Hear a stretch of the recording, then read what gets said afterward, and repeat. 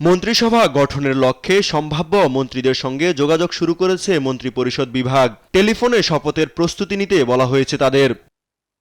মন্ত্রিসভার সদস্য হিসেবে শপথ নিতে এরই মধ্যে ডাক পেয়েছেন বিএনপির মহাসচিব মির্জা ফখরুল ইসলাম আলমগীর, দলের স্থায়ী কমিটির সদস্য সালাউদ্দিন আহমদ, মির্জা আব্বাস, আমির খসরু মাহমুদ চৌধুরী, গয়েশ্বর চন্দ্র রায়, আব্দুল মঈন খান, আব্দুল আওয়াল মিন্টু।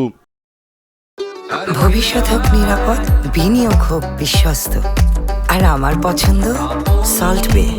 ওয়েলকাম টু সল্ট বে।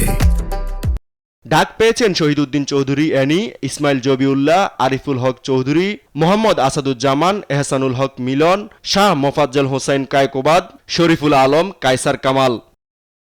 জোটের দল থেকে ডাক পেয়েছেন জোনায়েদ আহমেদ সাকি ও নুরুল হক নূর।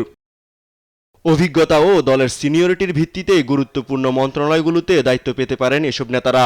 তবে কে কোন মন্ত্রণালয়ের দায়িত্ব পাচ্ছেন তা জানা যাবে শপথ অনুষ্ঠানের পরেই। ইউসুফ ভূঁইয়া, দেশ টিভি, ঢাকা।